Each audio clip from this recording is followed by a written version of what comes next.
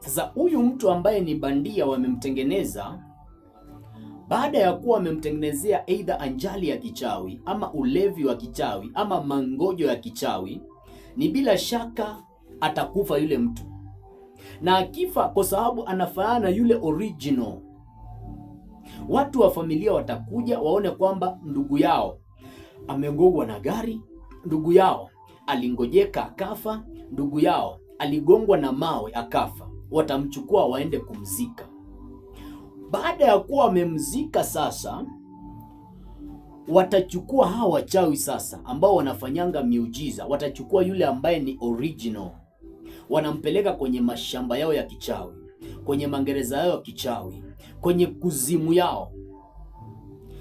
Mganga ama mchawi baada ya kuwa amehitimu kwenye somo lake la uchawi ama uganga, huwa inakuanga ni lazima akuwe na kuzimu yake, akuwe na mashimo yake ya kichawi, akuwe na gereza lake, akuwe na mahali ambapo ataweka watu wale ambao amewaiba, amewaua kabla wakati wao, anaweka pale. Ukielewa kwenye kitabu cha Yohana mlango wa 10 na mstari wa 10, maandiko yanasema mwivi haji ila haibe, kuharibu na mwishowe kuua. Sasa mganga ama mchawi hawezi kuiba mtu akamuua kabla ya wakati wake, akamuua kwa njia ya kichawi kama ana mahali pa kumpeleka. Kwa hivyo wanakuanga na kuzimu yao, mahali pa kuwaweka. Ndio maana ukisoma kwenye kile kitabu cha Isaya 42 mstari wa 22, maandiko yanasema ya kwamba lakini watu hawa ni watu walioibiwa na kutegwa, wamefichwa kwenye magereza, wamekuwa mawindo na hakuna awezaye kuokoa, wamekuwa mateka na hakuna awezaye kusema rudisha. Hao ni watu wamewekwa kwenye mashimo ya kichawi, kwenye magereza ya kichawi, lakini amekosekana mtu wa kuwatoa kule. Si eti kwamba huyu mtu amekufa, hapana, hajafa. Huyu mtu amefanya tu kupakwa dawa ya kichawi, na baada ya kuwa amepakwa dawa ya kichawi, katika macho ya kimwanadamu hauwezi ukamwona. Kuna vile hao watu wa magic wanafanyanga, wanamficha kwa namna fulani. Unaweza ukapishana naye huyu mtu, lakini hauwezi ukamwona kwa sababu amewekwa kwenye kuzimu ya kichawi. Huyu mtu amepakwa dawa ya kichawi kiasi kwamba unaweza ukapishana naye ukasikia ni kama kuna mtu amekutega mguu, lakini hauwezi ukamwona. Yeye mwenyewe anaweza akakuona. Ndio maana watu wengine ambao wamechukuliwa kwa njia ya kichawi huwa wanatokeanga watu kwenye ndoto, ama wengine wanatokea hata physically. Unaona kabisa huyu ni mtu, ndugu yangu amenitokea. Hasa inatokeanga kwa wale watu ambao wako na kipawa cha uonaji ama kipawa cha utambuzi ama maroho za utambuzi. Bwana Yesu asifiwe sana. Haleluya. Sasa kwa hivyo hiyo ni njia ya kwanza. Wanatengeneza mtu mbandia na wanachukua yule original. Huyu bandia wanamtengenezea anjali ya kichawi, tukio la kichawi, wanamtengenezea ulevi wa kichawi, mangojo wa kichawi, wanamuua. Ndugu wanaamini kwamba huyu mtu ni ndugu yetu, wanaenda wanamzika. Sasa wakimzika, hao wachawi wanamchukua yule original, wanaenda wanamfanyisha kazi mpaka siku ile ambao Mungu alikuwa amempangia kufa, ndio siku ambao huyo mtu atakufa. Ndio maana maandiko yanasema kuna wakati wa kila jambo, wakati wa kuzaliwa, lakini pia wakati wa kufa. Wakati wachawi na waganga wanakuanga wanajua kabisa siku ambao amewekewa huyu mtu wa kufa, ya kutoka hapa duniani. Kwa hivyo watammiliki mpaka huo wakati. Huo wakati ukifika, kama huyu mtu hakuwa ameokoka, ataenda kuzimu sasa, akingoja kwenda jehanamu ya moto, mahali ambapo atachomekea milele. Lakini mara nyingi wanakuanga ni watu hawajaokoka, wale ambao wanakamatwa na waganga na wachawi kwa hiyo namna.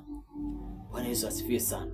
Sasa njia ya pili ambapo huyu mchawi ama mganga atamchukua mtu msukule ama atamuiba ama atamuua kwa njia ya kichawi, ni pale ambapo atamwendea mtu ambaye ni original kabisa. Huyu mtu hajaokoka, na kwa sababu maandiko yanasema atendaye dhambi ni waibilisi, wanajua kwamba huyu mtu ni mali zao, au wachawi na waganga wanajua huyu mtu ni mali yao kwa sababu hajaokoka. Maandiko yanasema atendaye dhambi ni waibilisi. Kwa hivyo wanamchukua, wanamwendea yule mtu original, wanamtengenezea ajali ya kichawi, wanamtengenezea mangojo ya kichawi, wanamtengenezea hata ulevi wa kichawi. Anakufa, mnasema kwamba huyu mtu amekufa kwa sababu ya njali, kwa sababu ya mangojo, kwa sababu ya ulevi. Kumbe ile mtu alitengenezewa ile tukio ili familia wasije wakaamini kwamba ameuawa kwa njia ya kichawi, na labda kama kuna watu wameokoka wasije wakangudua wakaanza kuomba ili yule mtu arejeshwe.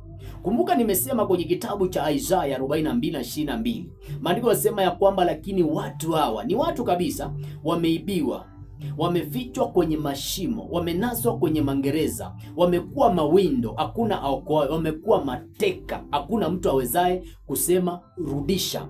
Kwa hivyo watakaa kwenye mashimo ya kichawi, watakaa kwenye magereza ya kichawi, wataibiwa na wachawi na waganga na kuenda kuwafanyisha kazi kwenye mashamba zao za kichawi, mpaka siku ile ambao atapatikana mtu ambaye anasema rudisha, kulingana na kitabu cha Isaya 42:22. Sasa naomba nisikilize kwa makini.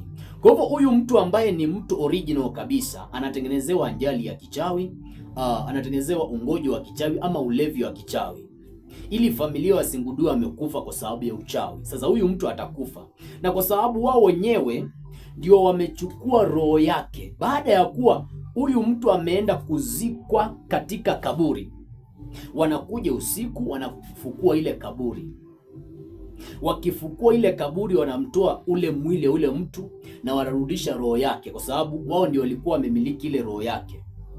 Wao ndio walikuwa wamemiliki yule mtu wa rohoni, wanaiweka ndani ya mwili. Ndio maana utaona kwamba mara nyingi kuna watu baada ya kuwa wamezikwa, unaenda kwenye kaburi ambapo huyu mtu amezikwa, unasikia, unaona kwamba ni kama ametolewa mchanga. Kama ndio ulikuwa umefukiwa pale, ule mchanga umeshuka. Kama ni kaburi alikuwa imejengwa vizuri, unaona kwamba ni kama ilitolewa, mtu akatolewa. Bwana Yesu asifiwe sana, haleluya. Sasa maandiko yasema hivi kwenye kile kitabu cha Wakorinto wa kwanza, lakini kabla hatujafika kule kutakuwa ni mbali sana. Sasa nataka nieleze dalili zile ambazo unafaa uziangalie, dalili za kuonyesha kwamba mtu amechukuliwa msukule mzima.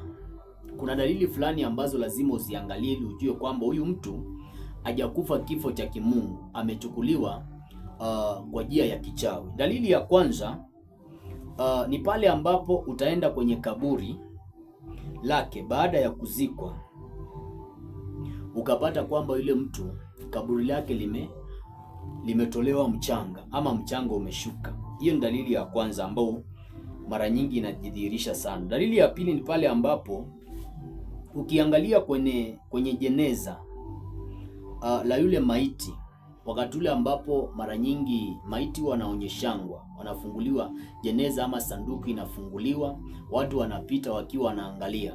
Kama kuna mtu ambaye ni muonaji ama kama ni mtu ambaye ako na kipawa cha utambuzi, akipita pale ataona kwamba huyu sio yule mtu original. Anaweza akaona uhalisia kabisa, lakini watu wa kawaida ambao wana hicho kipawa hawezi kuona. Lakini kama kuna mtu ambaye atakuwa ako na kipawa cha kuona, kipawa cha uonaji, akipitiliza pale mara nyingi, aangalie vizuri, ataona kwamba huyu sio yule mtu amezikwa. Bwana Yesu asifiwe sana. Maana nimeeleza nikasema ya kwamba kuna wakati wachawi ama waganga wanatengenezanga mtu mbandia. Wanachukua kipande cha kuni, kipande cha gongo, kipande cha kimti, wanakinuizia maneno, na wakikinuizia maneno, kile kipande sasa, kama mwanadamu ukiangalia hivi unaona kwamba huyu ni ndugu yetu, anavaana ndugu yetu. Kama una kipawa cha uonaji, kipawa cha ama maroho za utambuzi, kama una maroho za utambuzi. Kwa hivyo utangudua ama utaangalia dalili hii wakati ule ambapo huyu maiti akizikwa, ukipitiliza kwenye jeneza yake ukaona kwamba kuna vile huyu mtu hafanani. Unaweza ukapita pale ukaona kwamba ni mbwa ako pale. Ukapita pale mwingine ukaona kwamba ni kipande cha kuni kimewekwa pale. Inamaanisha kwamba wewe uko na kipawa cha kuona ama cha uonaji na umeona sawa sawa. Sasa unafaa uanze maombi ya kumrudisha yule mtu ambaye ni sahihi, maana mara nyingi wanakuanga wamemweka nyuma ya mlango tu ili kwamba mziki